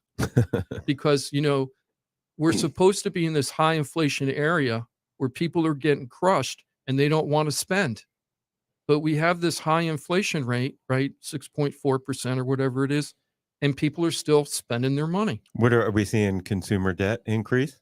Consumer debt is increasing, but they're paying it. Right. So, at least they're making the minimum payments, right? Yeah. But I mean, that's just kicking the can down the road, too. Those stats aren't based on my house. I can tell you that. we've been in lockdown since late last year, just in case. Yeah. But I get nervous. Yeah. But I think a lot of it too, and like I would be very confused if I didn't know the real estate market the way I do by these stories, all these the press attention, and it's because so many of these stories are set up for clickbait. Yeah. Right. I just want to make some fantastic looking headline. And then the info behind it, like you said, when you dig into it, oh, well, we're still at probably a really low car default rate. But that article, they got you to click and read it. They said it doubled. Right. And it did. The people not making their payments doubled. Technically not a lie. Right. So one person last year and we had 2 this year. Right. Yeah, exactly. Right. It's we time doubled, to right? panic.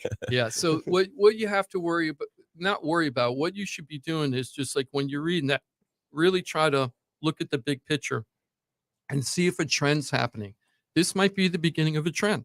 Yeah. This might be where people just start not making their car payments. If that happens, that's not going to be a good thing for real estate. And the reason why is when people, and we know this from the last crisis that we had, is that the first thing people stop making payments are like credit cards. The second thing the 2 last things they're going to stop making payments is their car and their house. Yeah. And in that order, they'll stop. If they have a choice between the 2, they'll make the house payment and not make the car payment. But those will be the last 2, like line in the sand. Everything else will go first, right? It's kind of like with mortgages. The reason why most banks won't give mortgages for land is because if something goes bad, the first thing you're going to give up is paying a mortgage on a vacant piece of property that has, on a vacant piece of land. You're probably going to let that go first, right? Before you let go of your other stuff. So they don't like giving mortgages on land unless you're building a house on it, right? Or a structure on it. So you have to be really careful about this stuff and really understand what's going on, but don't just read the headlines. You got to read the stories and you got to talk to the experts to find out what's best for your situation. Let's go ahead and take a break. And on the flip side, I'm not exactly sure what we're going to talk about because the people that were supposed to be here today didn't all show up, and I'm going to have to figure out what we're going to talk about on the next segment. I'm sure we'll come up with something. We'll come up with something. Yeah. Okay. FloridaTalkRealEstate.com. If you want to call us off air, you got to call 888-973-7828 or give us a call live on air like Anthony did just a little while ago in a previous segment and call 877-927-6969. The bad news, the brain isn't all that great at hearing stuff and remembering it. The good news, you can watch us too. Like and follow us on Facebook, Instagram, and Twitter at Real Radio 92.1.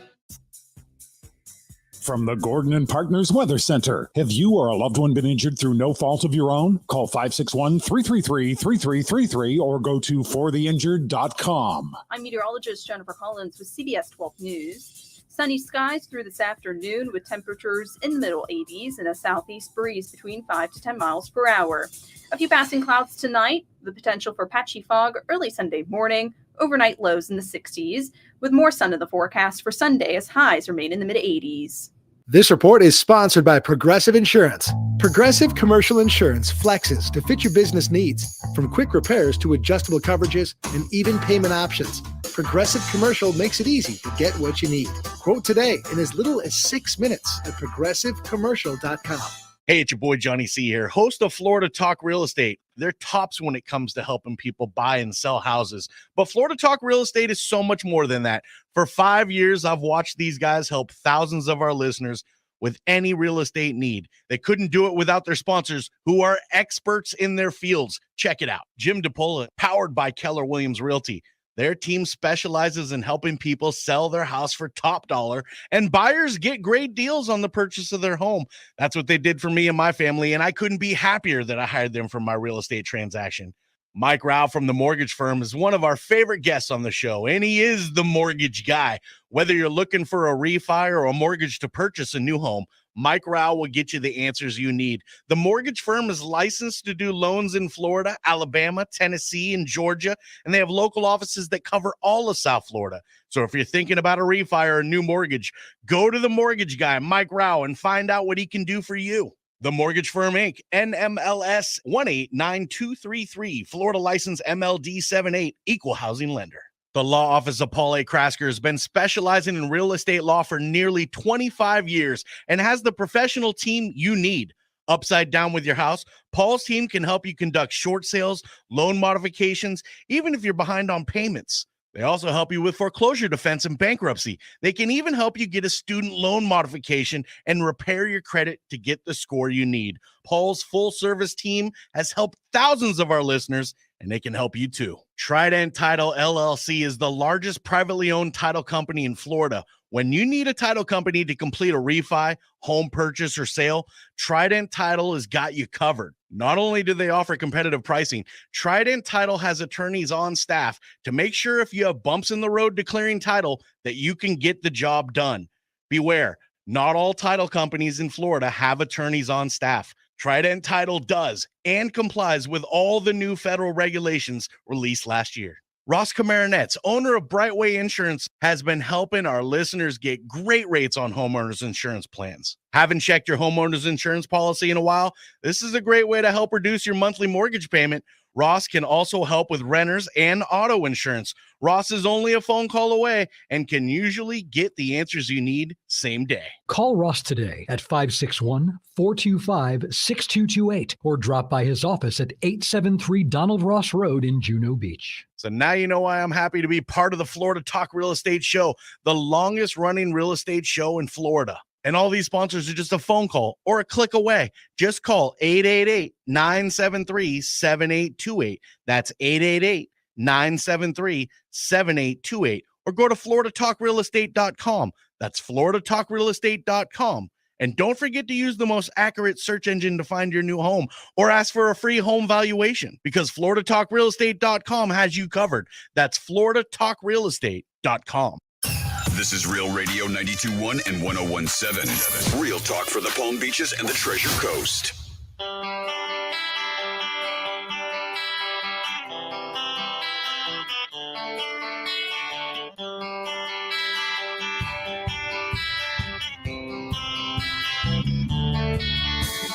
This is Florida Talk Real Estate with Jim DePola and Johnny C. Got a question for the show? Call us live at 1-877-927-6969. That's right. We're on the last leg of a live show today at floridatalkrealestate.com. Johnny C's off today. Hope he's having a good day. Happy birthday, Johnny. Happy birthday. Happy birthday. And it's Jimmy D here, man in the fort, as best as it can be. Okay. It's been a little bit of a hectic day, but we're getting through a really great show. So happy to have Ross Komarinetz here from Brightway Insurance, Juno Beach. It's good to be here. At least it's a different studio. Back when you had to be Jimmy D in the other studio, you used to have to push buttons and everything. Yeah. Now you don't have to push the buttons at least. Yeah, I don't have to do that anymore. And we got AJ Hollman from Touchstone Real Estate Services. How are you doing today? I'm doing good, but I wish I could get the entertainment value of watching you push all the buttons and freak out. Come on over here, Jim. Yeah. And then everybody. and then we got Jimothy, our great producer, who's been around with us for 11 years now. Thank you, Jimothy, for being with us that long. Always a pleasure to be with you guys. Yep. And everybody gets to see how frustrated I am in my face today because it's been a very frustrating day. A lot of canceled surprise cancellations and things like that. So just moving on. Okay, so we do have really important news to talk about today, and I thank you, AJ, for reminding me because I forgot about this. Did you hear, Ross, that FHA changed their requirements when you're getting a loan for FHA financing? I did not. Yeah, I didn't even hear about this until yesterday. So I'm surprised it isn't in the news yet. I'm surprised it's not either. Yeah, because this is a big deal. News. Yeah, And it's a big deal. It's not just for new loans. Right. It's for existing loans. Well, tell me. Oh, they're even dropping it on the existing loans? Holy That's moly. my understanding, yeah. Okay, so here's what's happening. Okay, so FHA is called the Federal Housing Administration, and they have a low down payment loan for some people call it the first time home buyer's loan, but that's really a misconception. But it allows you to put 3.5% down. Where did you see the breaking news on? Is that yours? AJHollman.com. Where'd you get it? That's one that somebody texted me the other day. But it's the cool. exact announcement. So with FHA financing, you can put down 3.5% down, and the other benefit is as opposed to conventional financing, where you might have to put 3%, 5%, 10%, 20% down or more. Okay. FHA, you only have to put 3.5% down, and also they require a lower credit score than conventional financing. You could do as low as 580 with FHA, but it's preferred 620 or higher, right? And conventional, you're looking at 640 or higher, and 660 is optimal to be qualified for the conventional. So with FHA, because you're putting low down payment, anything less than 20% down on the loan, you have to pay what's called PMI. Now, I used to call it MIP a long time ago because that's mortgage insurance payment, right? But other people call it PMI. But I think sometimes it used to be listed as like MIP, like mortgage insurance premium. Yeah. So I don't think you were wrong. I wasn't wrong, but everybody, I guess it just isn't what everybody else says. I use PMI, but I know a lot of lenders just say MI now. MI, yeah. So what that means is that you're paying a higher interest rate than what the prevailing interest rate is. And you're paying that basically for insurance for the lender in case you don't make your payment anymore. So the lender is going to be paid even if you don't make the payment, and you're paying for that insurance through this PMI. And that's kind of the way it works. So back in the day, I think this was 2014 or 2015, the PMI for FHA was over a point. So if the interest rates were 5%, and you are only putting 3.5% down on your loan, you would get 5%, but then you would pay a 1.14 or something for your PMI on top of the 5%. Well, they made some configurations on that. I think it was in 2015, and they dropped it to 0.85%, which was a pretty good value for the consumer. But now they're dropping it down to 0.55 from 0.85, a 0.3 drop, which is great. Didn't know it was happening for people that had already gotten a loan. I thought it was only for new loans. Well, this announcement says the MIP cut will reduce housing costs by an average of $800. That's supposed to be annually. I'm almost positive. Annually, yeah. For roughly 850,000 home buyers and homeowners in 2023. Plus, I would have to think, because now you have to pay that forever on an FHA loan, right? Right. So if that's supposed to be a representation of their expected defaults, then you would have to think it would apply to all existing, borrowers as well. Yeah, that makes sense. Yeah. And here's another sign. Why would they do that? That's the other thing, because I just found out about this yesterday. Why would they do that? Because our default rate is so low, like what I just talked about on the last segment. Right. They probably realized their account was growing, and they're going, you know what? We're collecting way more than we need to on this. Let's back it down. Yeah, I think that's exactly what's happening, which is just showing how strong and resilient this real estate market is, even across the country. Yeah. Because this isn't a Florida thing. This is a national thing they're doing. So everybody's going to get a little reprieve on their mortgage payments, except for one thing. The new buyers, the interest rates went up, just went up. And their insurance costs, it's Ross's fault. Yeah, blame Ross. Damn it, Ross. So the insurance, I'm not the insurance, but the interest rates are increasing right now. So even though that we're getting a break on the PMI for FHA, we're still seeing interest rates rise, but they can go down a point next month too, because we've just seen that. We've seen it go up a point, down a point. So we're bouncing around all over the place right now. And, kind of back to something you were talking about before, but, and I've heard it too, that a lot of people are saying, well, I want to wait and see if the market, the market's going to crash maybe, or interest rates are going to come down. Well, if the market crashes, then okay. If you're waiting, then you were right. Congratulations. But I don't necessarily think that's what's going to happen. We don't have the market indicators that are saying that. Yeah, at least, yeah, right. I would rather get a home paying a higher interest rate because it's going to go down eventually. right? And when it does go down, look at what happened when we were at 3% interest rates. The prices were going up so fast.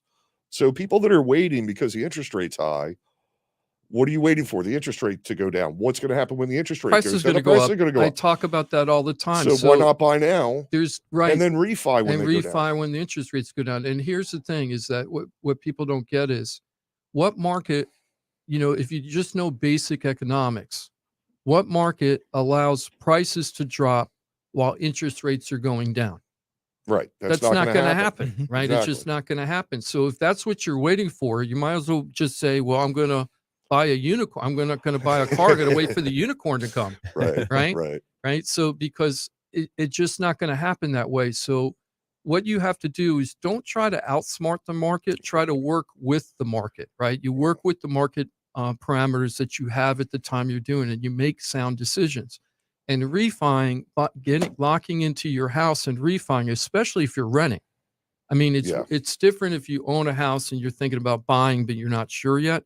But if you're renting, that's what I'm talking about. Those people are really in big trouble if they don't lock into a home because they're at the whim of the landlords. Now, rental prices have been slightly decreasing in South Florida. When I say decreasing, flattening out. The increases that we were seeing are flattening out right now, right? So they're still super high compared to where they were 18 months ago, but they are flattening out. So what all that means is the landlords aren't asking for even higher price increases on their rent. Until they get their renewal on their insurance. Yes, and that's another thing that I didn't even think about that, AJ, taxes. but that's the taxes and insurance are really going to affect them saying, hey, I can't rent this out to you for X amount of dollars anymore. I got to increase it to this. And that's what's going to happen. And you're at the whim of these people. And what people aren't getting when they're a renter is how much the tax benefits are of being a homeowner versus a renter. I remember the first time I bought my first home, I paid $67,000 for it, right? It was a foreclosure. It was 1994, right? I could barely afford it. I had to have a mortgage broker work on my credit for 9 months in order to afford the $67,000 house because I was a financial mess at that time. I was working at the newspaper, not making a lot of money. And I bought the house. And after I made my first year of payments, what I found out is because you always hear, oh, you're going to get a tax break. If you have a mortgage payment, you could deduct the interest and all that. So what happened with my first year, it seemed like every year when I was working at the newspaper, even though I took money out out of my paycheck every time to pay taxes, at the end of the year, when I crunched all the numbers, I always seemed like I was paying, $800, $1,200, $1,500 to Uncle Sam and cutting the check to them, right? And I was probably making like $35,000 a year back then, but I was still cutting that check, right? And then I made my first year of full payments and then filed my taxes. I got to take the mortgage interest deduction.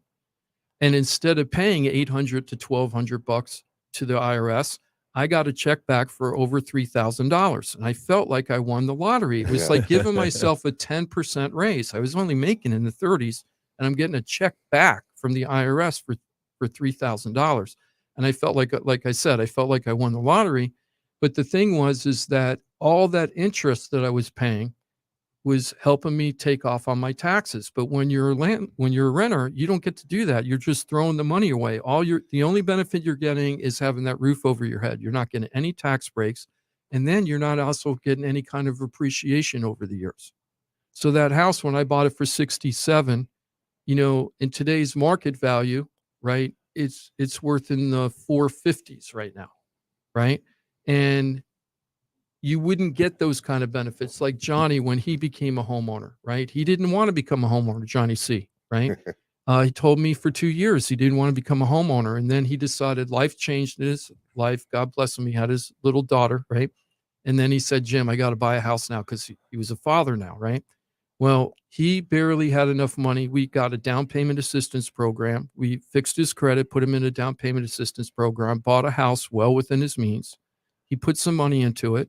But now he went from getting down payment assistance to help buy his first home.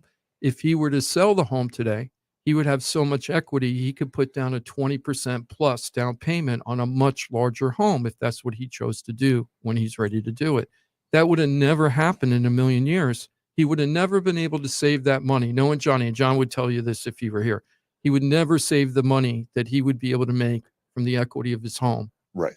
on his own with the salary he has. He just wouldn't have been able to do it. Yeah. So the value of being a homeowner, if you're just focusing on the interest rates and you're missing the big picture of the whole thing. Well, and the other thing, when people wait to buy the save our homes, the property taxes, your landlord gets no reprieve. So every year, for example, take my townhome. I paid $130,000 for it 12 years ago, I think. It's like $410 now. But when I bought it, I paid $130.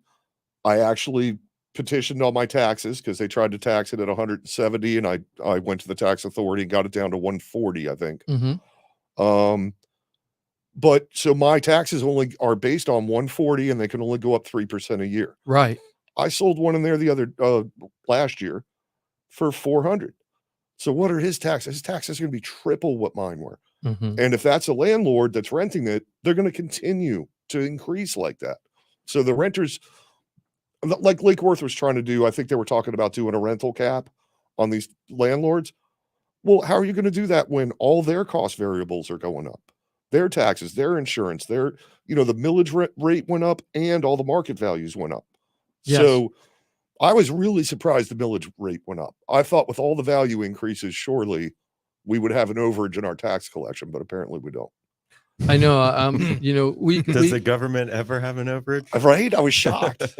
Well, we gotta get the Palm Beach County property appraiser back on the I show. heard last time she was in here. Yeah, That she was great. awesome. Yeah, she did great. So we're gonna have her back on and talk about And the they're changing good market. people down there, and she's a nice person. Oh my for God. sure. And I was just telling somebody just yesterday, that particular department, I've covered a lot of government agencies as a newspaper reporter, right? But that particular department run by that particular person, Dorothy, the customer service over there is awesome. If you pick up the phone, they answer the phone. Not all those departments over there, but her department, they answer the phone. They're so polite and friendly. I actually said to him, do you actually work for the county government?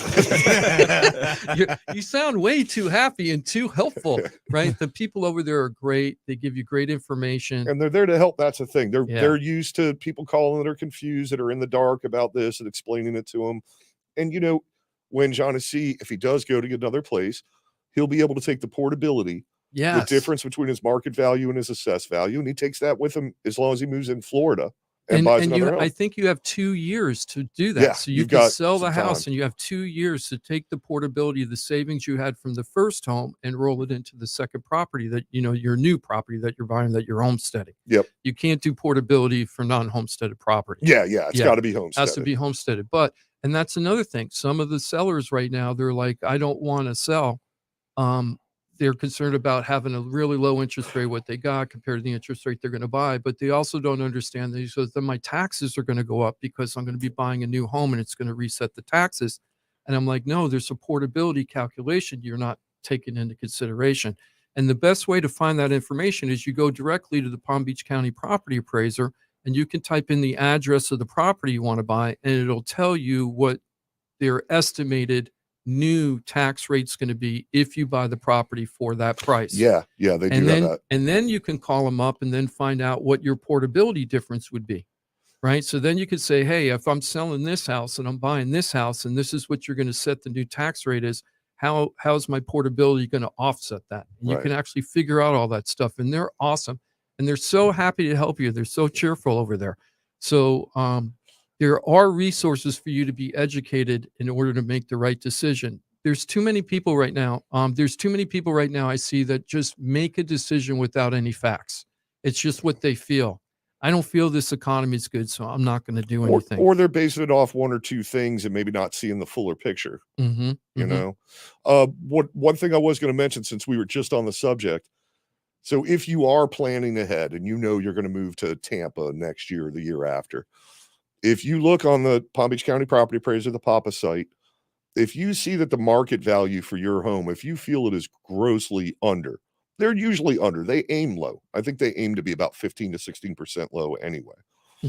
But if you see that it's half of what your place is worth, you could get an appraisal and you could send that into the county and they will up your market value to a more realistic value. And then when you go to do your portability the next year, your spread's bigger.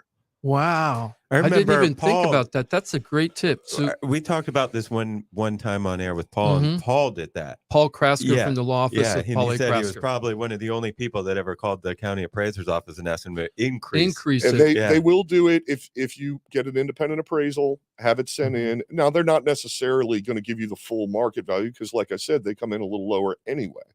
And you have to remember that it's January 1st of the prior of, so like right now, they're going to be basing their taxes next year on January 1st of this year. A super quick formula I use sometimes if I have to do a super fast comp, I'll take the total market value that the appraiser says the house is worth, right? The property appraiser says it's worth, and then I times it either by 1.4 or 1.6.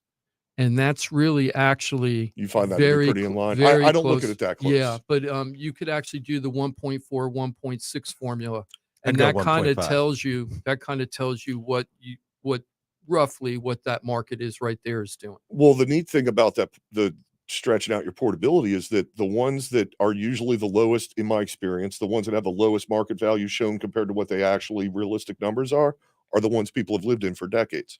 So your portability is like huge on those. When I see somebody's been there since the 80s, that they're probably going to benefit a lot from doing that. Yeah, that's a really great tip. I haven't even thought about that. So from now on, when I have people that have been living there a long time before they sell, you got to do it. Yeah. It's got to be somebody that's planning ahead. Yeah, you have to do it like months in ahead because it's going to take a process for you to go through the property appraiser. Yeah, they're not going to do it in February. They're going to do it around September or whenever whenever they do their normal. Speaking about planning ahead, I know we only got a couple of minutes here, Jimothy. About 4 minutes. 4 minutes. Okay. So I wanted to go over something that I'm seeing a lot with a lot of people.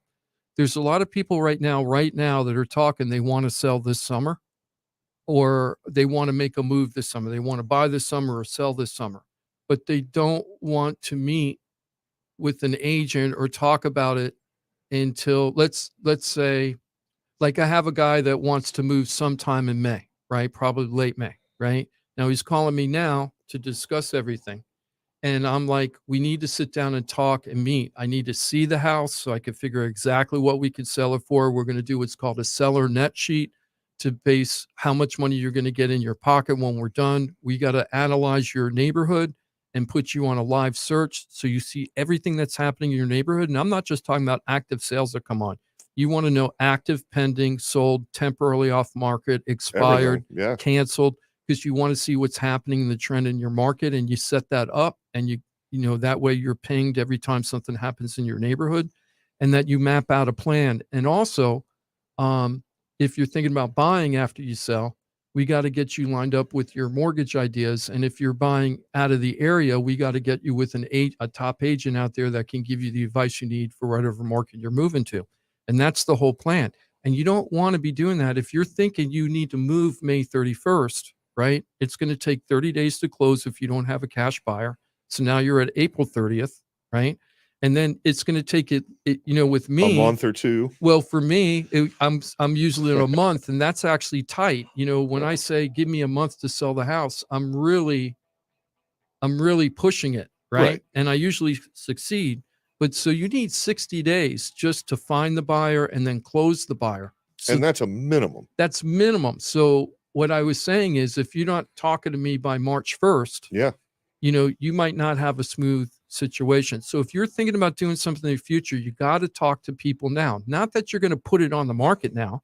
And but you don't have need to have commit. the plan. You don't need to commit right now, but start doing real research. Have a plan. This market, you have to have a plan. And if you don't have a plan, you have a plan to fail. Yeah. Right. That's the way this market is. If you don't have a plan, you have a plan to fail. This is wrapping up another a live edition of the Florida Talk Real Estate Show. Thank you so much for listening today. If you have any questions, just go to floridatalkrealestate.com and reach out to us. There's so many ways. If you just feel like picking up the phone, call 888-973-7828. Ross, thank you so much for coming today. Thank you. You did great. I don't know about that. AJ, thank you for coming today. You did okay. And saving the day. Yeah, that's what I thought. I figured I did okay. Highly effort. Oh, a lot of effort for sure. A lot of effort, but just came out okay. Anyway, happy South Florida, everybody. There it is.